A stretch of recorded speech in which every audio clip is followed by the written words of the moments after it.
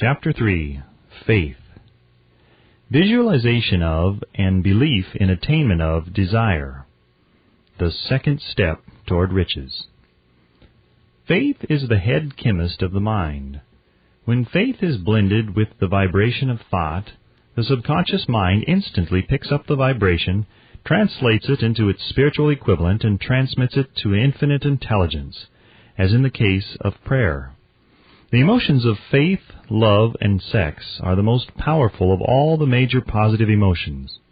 When the three are blended, they have the effect of coloring the vibration of thought in such a way that it instantly reaches the subconscious mind, where it is changed into its spiritual equivalent, the only form that induces a response from infinite intelligence. Love and faith are psychic, related to the spiritual side of man. Sex is purely biological and related only to the physical.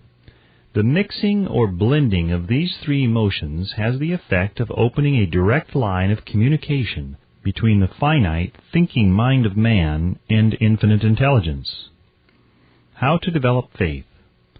There comes now a statement which will give a better understanding of the importance the principle of autosuggestion assumes in the transmutation of desire into its physical or monetary equivalent, namely, faith is a state of mind which may be induced or created by affirmation or repeated instructions to the subconscious mind through the principle of autosuggestion. As an illustration, consider the purpose for which you are presumably reading this book. The object is, naturally, to acquire the ability to transmute the intangible thought of impulse of desire into its physical counterpart, money. By following the instructions laid down in the chapters on autosuggestion and the subconscious mind, as summarized in the chapter on autosuggestion, you may convince the subconscious mind that you believe you will receive that for which you ask, and it will act upon that belief, which your subconscious mind passes back to you in the form of faith, followed by definite plans for procuring that which you desire. The method by which one develops faith, where it does not already exist, is extremely difficult to describe, almost as difficult, in fact, as it would be to describe the color of red to a blind man who has never seen color, and has nothing with which to compare what you describe to him. Faith is a state of mind which you may develop at will after you have mastered the 13 principles, because it is a state of mind which develops voluntarily through the application and use of these principles. Repetition of affirmation of orders to your subconscious mind is the only known method of voluntary development of the emotion of faith. Perhaps the meaning may be made clearer through the following explanation as to the way men sometimes become criminals. Stated in the words of a famous criminologist, when men first come into contact with crime, they abhor it. If they remain in contact with crime for a time, they become accustomed to it and endure it. If they remain in contact with it long enough, they finally embrace it and become influenced by it. This is the equivalent of saying that any impulse of thought which is repeatedly passed on to the subconscious mind is, finally, accepted and acted upon by the subconscious mind, which proceeds to translate that impulse into its physical equivalent by the most practical procedure available. In connection with this, consider again the statement, all thoughts which have been emotionalized, given feeling, and mixed with faith begin immediately to translate themselves into their physical equivalent or counterpart. The emotions, or the feeling portion of thoughts, are the factors which give thoughts vitality, life, and action. The emotions of faith, love, and sex, when mixed with any thought impulse, give it greater action than any of these emotions can do singly. Not only thought impulses which have been mixed with faith, but those which have been mixed with any of the positive emotions or any of the negative emotions may reach and influence the subconscious mind.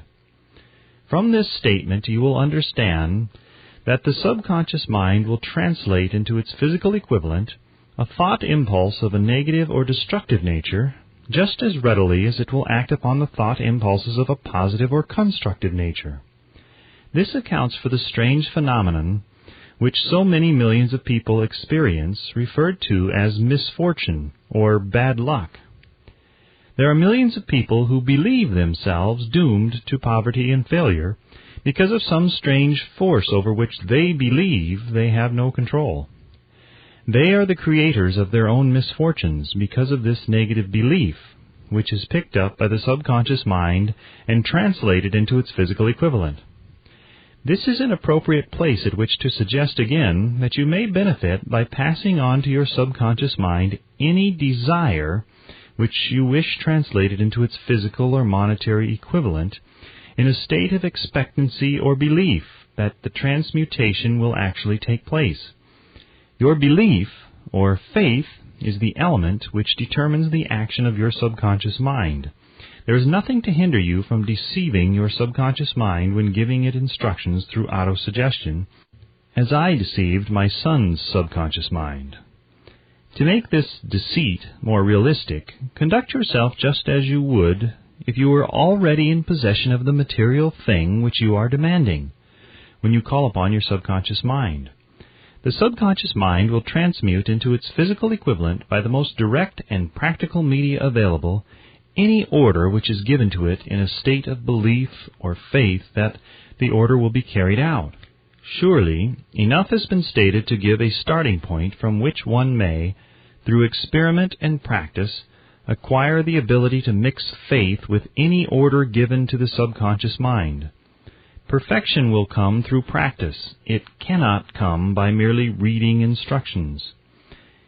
If it be true that one may become a criminal by association with crime, and this is a known fact, it is equally true that one may develop faith by voluntarily suggesting to the subconscious mind that one has faith.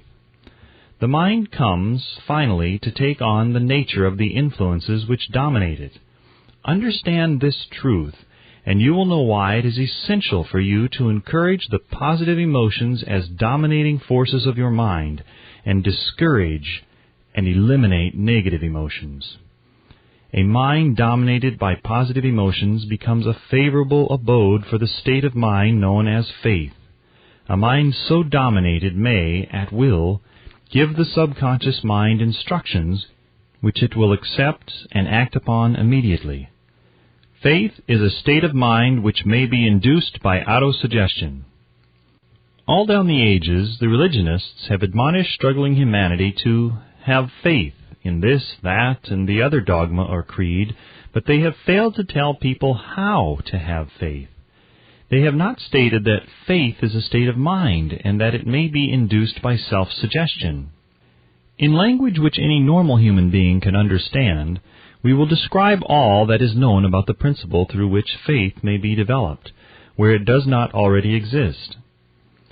Have faith in yourself, faith in the infinite. Before we begin, you should be reminded again that faith is the eternal elixir which gives life power and action to the impulse of thought. The foregoing sentence is worth reading a second time, and a third, and a fourth. It is worth reading aloud. Faith is the starting point of all accumulation of riches. Faith is the basis of all miracles and all mysteries which cannot be analyzed by the rules of science. Faith is the only known antidote for failure. Faith is the element, the chemical, which, when mixed with prayer, gives one direct communication with infinite intelligence. Faith is the element which transforms the ordinary vibration of thought, created by the finite mind of man, into the spiritual equivalent. Faith is the only agency through which the cosmic force of infinite intelligence can be harnessed and used by man. Every one of the foregoing statements is capable of proof. The proof is simple and easily demonstrated. It is wrapped up in the principle of autosuggestion. Let us center our attention, therefore, upon the subject of self-suggestion and find out what it is and what it is capable of achieving. It is a well-known fact that one comes finally to believe whatever one repeats to oneself, whether the statement be true or false. If a man repeats a lie over and over, he will eventually accept the lie as truth.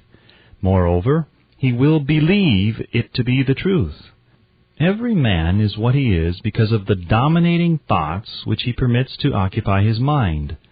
Thoughts which a man deliberately places in his own mind and encourages with sympathy, and with which he mixes any one or more of the emotions, constitute the motivating forces which direct and control his every movement, act, and deed. Comes now a very significant statement of truth.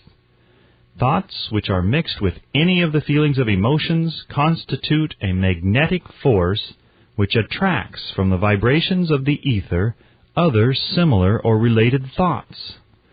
A thought thus magnetized with emotion may be compared to a seed which, when planted in fertile soil, germinates, grows, and multiplies itself over and over again until that which was originally one small seed becomes countless millions of seeds of the same brand.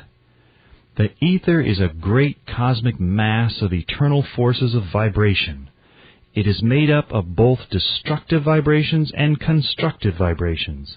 It carries at all times vibrations of fear, poverty, disease, failure, misery, and vibrations of prosperity, health, success, and happiness, just as surely as it carries the sound of hundreds of orchestrations of music and hundreds of human voices, all of which maintain their own individuality and means of identification through the medium of radio. From the great storehouse of the ether, the human mind is constantly attracting vibrations which harmonize with that which dominates the human mind.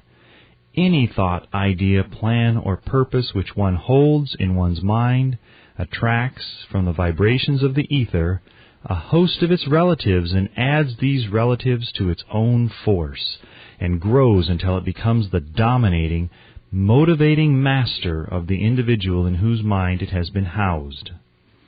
Now let us go back to the starting point and become informed as to how the original seed of an idea, plan, or purpose may be planted in the mind. The information is easily conveyed. Any idea, plan, or purpose may be placed in the mind through repetition of thought. This is why you are asked to write out a statement of your major purpose or definite chief aim, commit it to memory, and repeat it in audible words day after day until these vibrations of sound have reached your subconscious mind. We are what we are because of the vibrations of thought which we pick up and register through the stimuli of our daily environment. Resolve to throw off the influences of any unfortunate environment and to build your own life to order. Taking inventory of mental assets and liabilities, you will discover that your greatest weakness is lack of self-confidence. This handicap can be surmounted, and timidity translated into courage through the aid of the principle of autosuggestion. The application of this principle may be made through a simple arrangement of positive thought impulses stated in writing, memorized and repeated until they become a part of the working equipment of the subconscious faculty of your mind. Self-confidence formula. First, I know that I have the ability to achieve the object of my definite purpose in life. Therefore, I demand of myself persistent, continuous action toward its attainment, and I here and now promise to render such action. Second, I realize the dominating thoughts of my mind will eventually reproduce themselves in outward physical action and gradually transform themselves into physical reality. Therefore, I will concentrate my thoughts for 30 minutes daily upon the task of thinking of the person I intend to become, thereby creating in my mind a clear mental picture of that person. Third, I know through the principle of autosuggestion, any desire that I persistently hold in my mind will eventually seek expression through some practical means of attaining the object back of it. Therefore, I will devote 10 minutes daily to demanding of myself the development of self-confidence. Fourth, I have clearly written down a description of my definite chief aim in life, and I will never stop trying until I shall have developed sufficient self-confidence for its attainment. Fifth, I fully realize that no wealth or position can long endure, unless built upon truth and justice. Therefore, I will engage in no transaction which does not benefit all whom it affects. I will succeed by attracting to myself the forces I wish to use and the cooperation of other people. I will induce others to serve me because of my willingness to serve others. I will eliminate hatred, envy, jealousy, selfishness, and cynicism by developing love for all humanity, because I know that a negative attitude toward others can never bring me success. I will cause others to believe in me, because I will believe in them and in myself. I will sign my name to this formula, commit it to memory, and repeat it aloud once a day with full faith that it will gradually influence my thoughts and actions so that I will become a self-reliant and successful person. Back of this formula is a law of nature which no man has yet been able to explain. It has baffled the scientists of all ages. The psychologists have named this law autosuggestion, and let it go at that. The name by which one calls this law is of little importance. The important fact about it is, it works for the glory and success of mankind, if it is used constructively. On the other hand, if it is used destructively, it will destroy just as readily.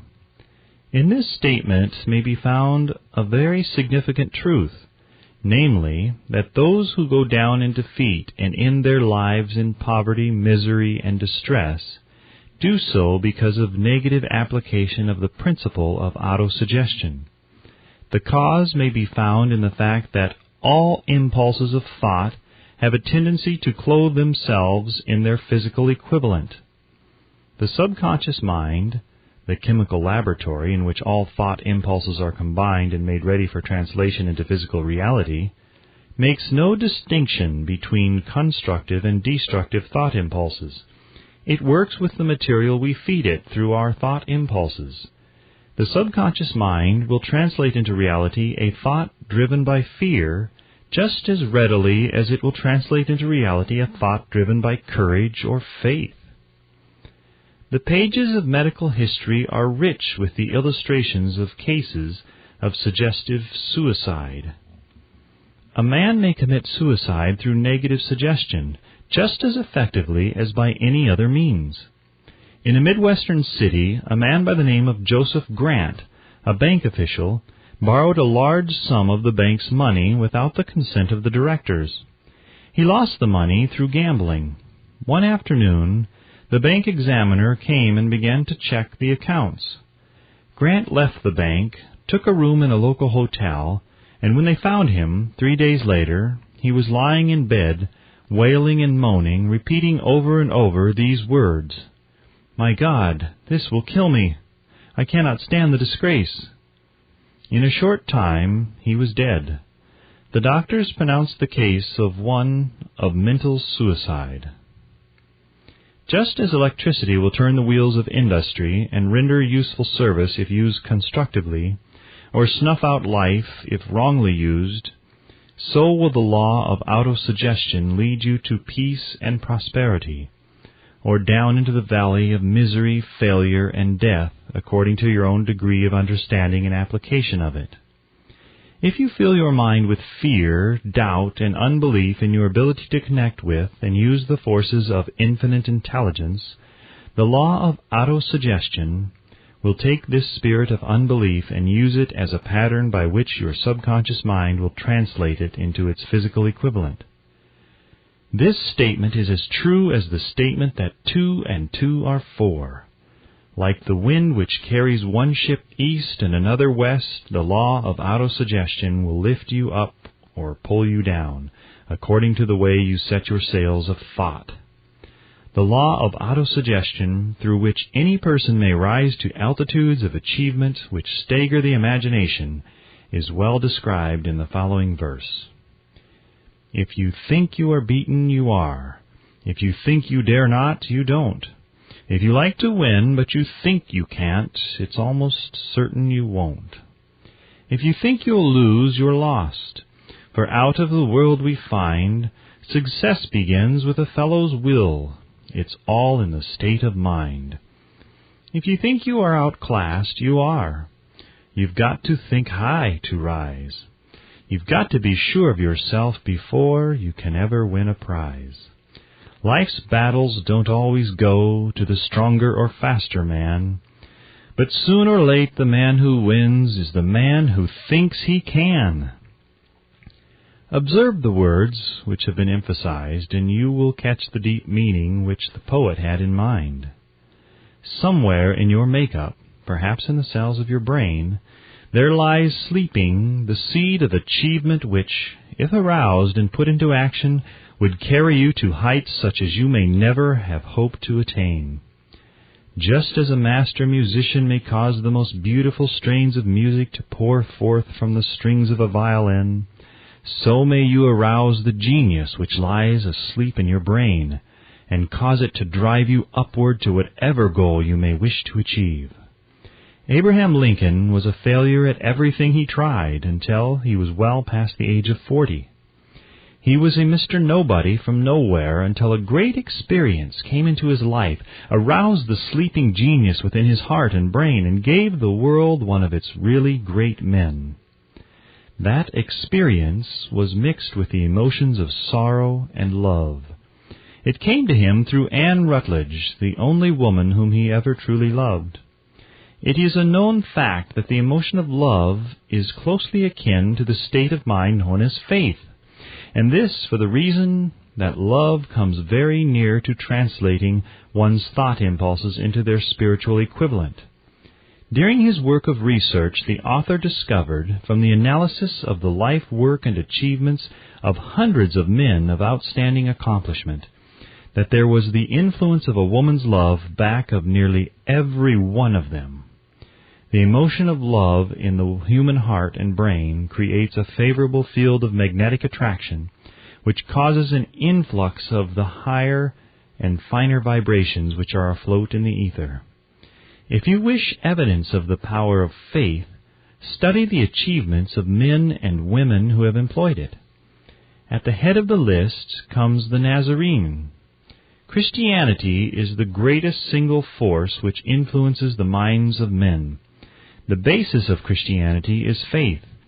No matter how many people have perverted or misinterpreted the meaning of this great force, and no matter how many dogmas and creeds have been created in its name which do not reflect its tenets, the sum and substance of the teachings and the achievements of Christ, which may have been interpreted as miracles, were nothing more or less than faith.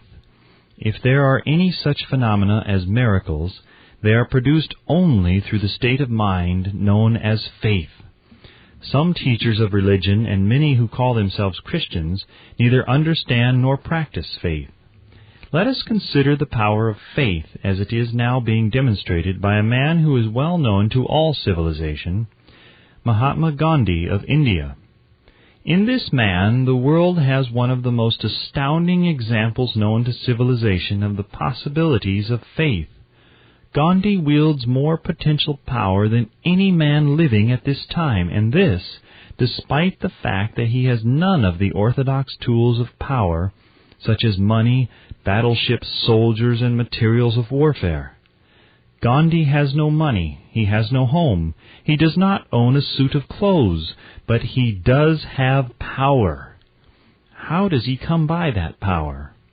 He created it out of his understanding of the principle of faith, and through his ability to transplant that faith into the minds of 200 million people.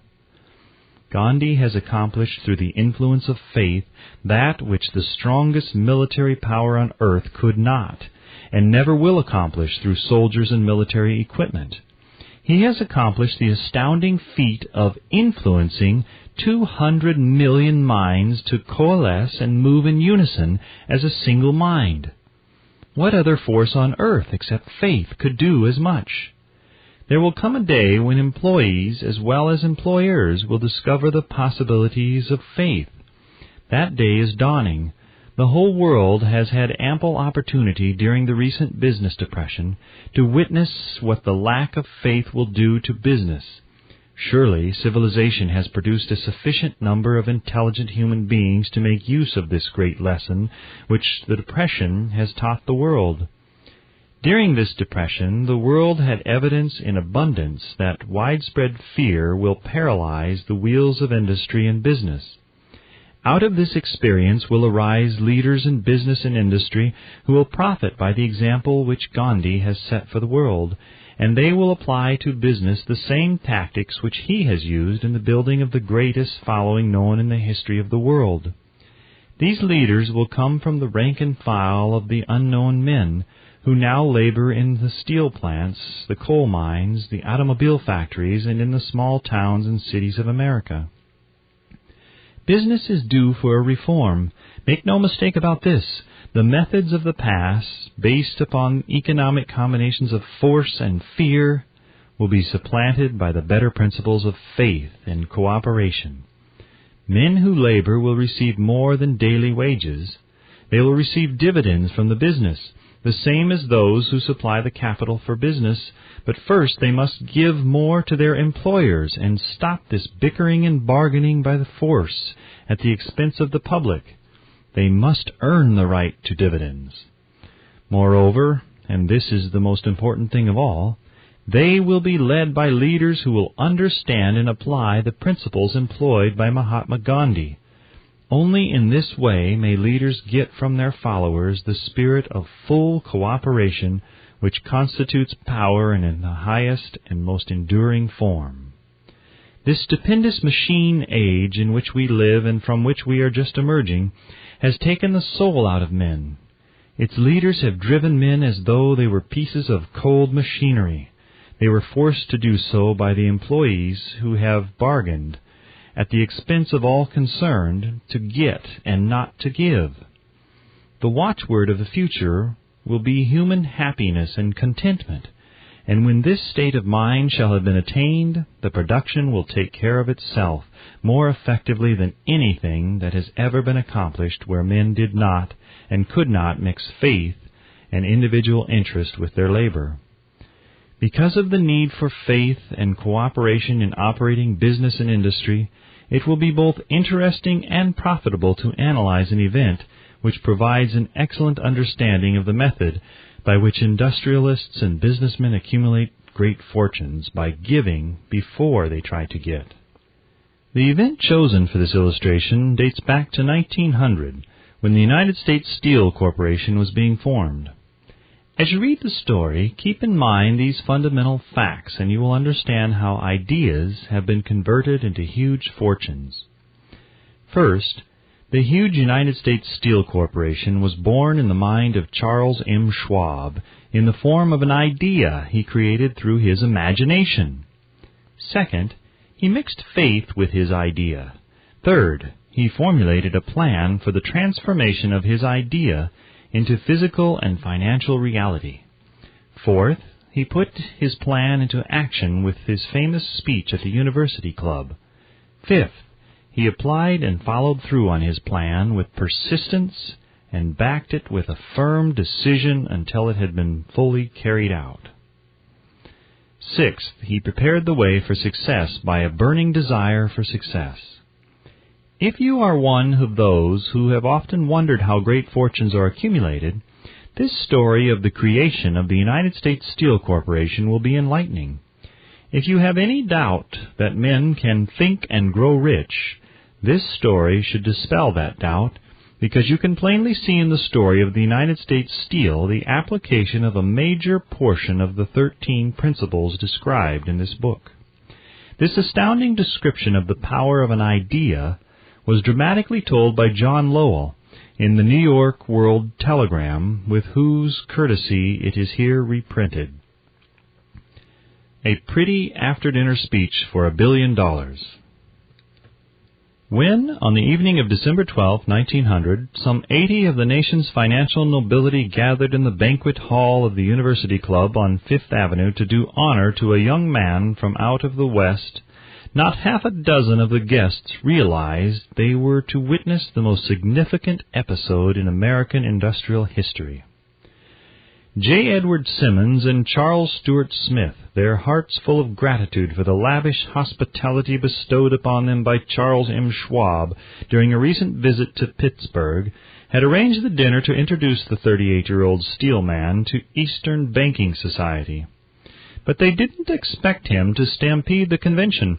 They warned him, in fact, that the bosoms within New York's stuffed shirts would not be responsive to oratory, and that, if he didn't want to bore the Stilhans and Harrimans and Vanderbilts, he had better limit himself to 15 or 20 minutes of polite vaporings and let it go at that. Even John Pierpont Morgan, sitting on the right hand of Schwab, as became his imperial dignity, intended to grace the banquet table with his presence only briefly. And so far as the press and public were concerned, the whole affair was of so little moment that no mention of it found its way into print the next day. So the two hosts and their distinguished guests ate their way through the usual 7 or 8 courses. There was little conversation, and what there was of it was restrained. Few of the bankers and brokers had met Schwab, whose career had flowered along the banks of the Monongahela, and none knew him well. But before the evening was over, they, and with them Money Master Morgan, were to be swept off their feet, and a $1 billion baby, the United States Steel Corporation, was to be conceived. It is perhaps unfortunate, for the sake of history, that no record of Charles Schwab's speech at the dinner ever was made. He repeated some parts of it at a later date during a similar meeting of Chicago bankers, and still later, when the government brought suit to dissolve the Steel Trust, he gave his own version from the witness stand of the remarks that stimulated Morgan into a frenzy of financial activity. It is probable, however, that it was a homely speech, somewhat ungrammatical, for the niceties of language never bothered Schwab, full of epigram and threaded with wit. But aside from that, it had a galvanic force and effect upon the 5 billions of estimated capital that was represented by the diners. After it was over and the gathering was still under its spell, although Schwab had talked for 90 minutes, Morgan led the orator to a recessed window where, dangling their legs from the high, uncomfortable seat, they talked for an hour more. The magic of the Schwab personality had been turned on, full force, but what was more important and lasting was the full-fledged, clear-cut program he laid down for the aggrandizement of steel. Many other men had tried to interest Morgan in slapping together a steel trust after the pattern of the biscuit, wire, and hoop, sugar, rubber, whiskey, oil, or chewing gum combinations. John W. Gates, the gambler, had urged it, but Morgan distrusted him. The Moore boys, Bill and Jim, Chicago stock jobbers who had glued together a match trust and a cracker corporation, had urged it and failed. Albert H. Gary, the sanctimonious country lawyer, wanted to foster it, but he wasn't big enough to be impressive. Until Schwab's eloquence took J.P. Morgan to the heights from which he could visualize the solid results of the most daring financial undertaking ever conceived, the project was regarded as a delirious dream of easy money crackpots. The financial magnetism that began a generation ago to attract thousands of small and sometimes inefficiently managed companies into large and competition-crushing combinations had become operative in the steel world through the devices of that jovial business pirate John W. Gates. Gates already had formed the American Steel and Wire Company out of a chain of small concerns, and together with Morgan had created the Federal Steel Company. The National Tube and American Bridge Companies were 2 more Morgan concerns, and the Moore brothers had forsaken the match and cookie business to form the American Group, tin plate, steel hoop, sheet steel, and the National Steel Company. But by the side of Andrew Carnegie's gigantic vertical trust, a trust owned and operated by 53 partners, those other combinations were tiny. They might combine to their heart's content, but the whole lot of them couldn't make a dent in the Carnegie organization, and Morgan knew it. The eccentric old Scot knew it too. From the magnificent heights of Skibo Castle he had viewed, first with amusement and then with resentment, the attempts of Morgan's smaller companies to cut into his business. When the attempts became too bold, Carnegie's temper was translated into anger and retaliation. He decided to duplicate every mill owned by his rivals. Hitherto, he hadn't been interested in wire, pipes, hoops, or sheet. Instead, he was content to sell such companies the raw steel and let them work it into whatever shape they wanted. Now, with Schwab as his chief and able lieutenant, he planned to drive his enemies to the wall. So it was that in the speech of Charles M. Schwab, Morgan saw the answer to his problem of combination. A trust without Carnegie, giant of them all, would be no trust at all. A plum pudding, as one writer said, without the plums. Schwab's speech on the night of December 12, 1900, undoubtedly carried the inference, though not the pledge, that the vast Carnegie enterprise could be brought under the Morgan tent. He talked of the world future for steel, of reorganization for efficiency, of specialization, of the scrapping of unsuccessful mills and concentration of effort on the flourishing properties of the economies in the ore traffic, of economies in overhead and administrative departments, of capturing foreign markets. More than that, he told the buccaneers among them wherein lay the heirs of their customary piracy. Their purposes, he inferred, had been to create monopolies, raise prices, and pay themselves fat dividends out of privilege. Schwab condemned the system in his heartiest manner. The short-sightedness of such a policy, he told his hearers, lay in the fact that it restricted the market in an era when everything cried for expansion. By cheapening the cost of steel, he argued, an ever-expanding market would be created. More uses for steel would be devised, and a goodly portion of the world trade could be captured. Actually, though he did not know it, Schwab was an apostle of modern mass production. So the dinner at the University Club came to an end. Morgan went home to think about Schwab's rosy predictions. Schwab went back to Pittsburgh to run the steel business for wee Andrew Carnegie, while Gary and the rest went back to their stock tickers to fiddle around in anticipation of the next move. It was not long coming. It took Morgan about 1 week to digest the feast of reason Schwab had placed before him. When he had assured himself that no financial indigestion was to result, he sent for Schwab and found that young man rather coy.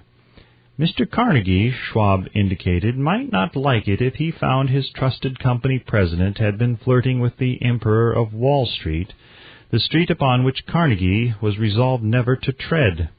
Then it was suggested by John W. Gates, the go-between, that if Schwab happened to be in the Bellevue Hotel in Philadelphia, J.P. Morgan might also happen to be there. When Schwab arrived, however, Morgan was inconveniently ill at his New York home, and so, on the elder man's pressing invitation, Schwab went to New York and presented himself at the door of the financier's library. Now, certain economic historians have professed the belief that from the beginning to the end of the drama, the stage was set by Andrew Carnegie, that the dinner to Schwab, the famous speech, the Sunday night conference between Schwab and the money king, were events arranged by the canny Scot. The truth is exactly the opposite. When Schwab was called to consummate the deal, he didn't even know whether the little boss, as Andrew was called, would so much as listen to an offer to sell, particularly to a group of men whom Andrew regarded as being endowed with something less than holiness. But Schwab did take into the conference with him, in his own handwriting, 6 sheets of copper plate figures, representing to his mind the physical worth and the potential earning capacity of every steel company he regarded as an essential star in the new metal firmament. 4 men pondered over these figures all night. The chief, of course, was Morgan, steadfast in his belief in the divine right of money. With him was his aristocratic partner, Robert Bacon, a scholar and a gentleman. The third was John W. Gates, whom Morgan scorned as a gambler and used as a tool. The fourth was Schwab, who knew more about the processes of making and selling steel than any whole group of men then living. Throughout that conference, the Pittsburghers' figures were never questioned. If he said a company was worth so much, then it was worth that much and no more. He was insistent, too, upon including in the combination only those concerns he nominated. He had conceived a corporation in which there would be no duplication, not even to satisfy the greed of friends who wanted to unload their companies upon the broader Morgan shoulders. Thus he left out, by design, a number of the larger concerns upon which the walruses and carpenters of Wall Street had cast hungry eyes. When dawn came, Morgan rose and straightened his back. Only one question remained. "Do you think you can persuade Andrew Carnegie to sell?" he asked. "I can try," said Schwab. "If you can get him to sell, I will undertake the matter," said Morgan. So far, so good, but would Carnegie sell? How much would he demand? Schwab thought about $320 million. What would he take payment in? Common or preferred stocks? Bonds? Cash? Nobody could raise $333 million in cash. There was a golf game in January on the frost-cracking heath of the St. Andrew's Links in Westchester, with Andrew bundled up in sweaters against the cold and Charlie talking volubly, as usual, to keep his spirits up. But no word of business was mentioned until the pair sat down in the cozy warmth of the Carnegie cottage hard by. Then, with the same persuasiveness that had hypnotized 80 millionaires at the University Club, Schwab poured out the glittering promises of retirement and comfort, of untold millions to satisfy the old man's social caprices. Carnegie capitulated, wrote a figure on a slip of paper, handed it to Schwab, and said, "All right, that's what we'll sell for."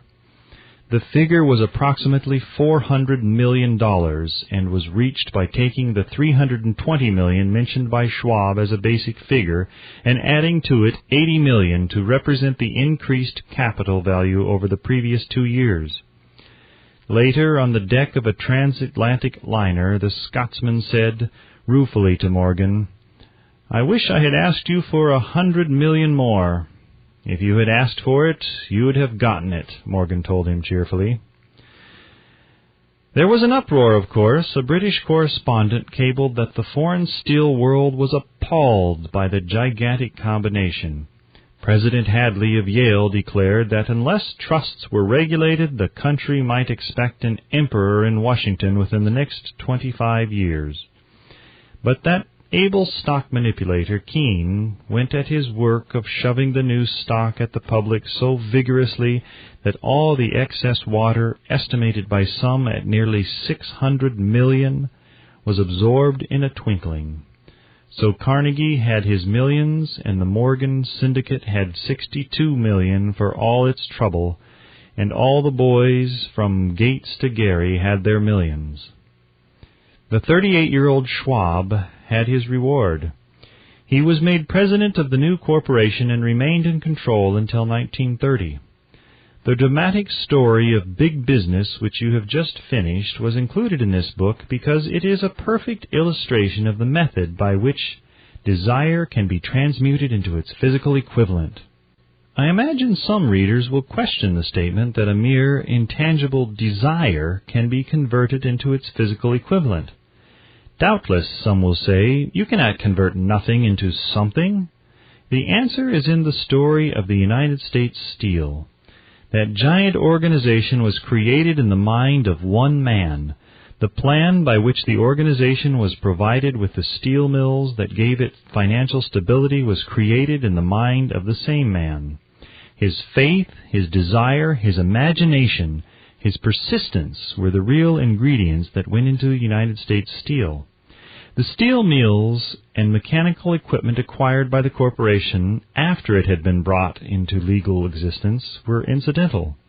But careful analysis will disclose the fact that the appraised value of the properties acquired by the corporation increased in value by an estimated $600 million by the mere transaction which consolidated them under one management.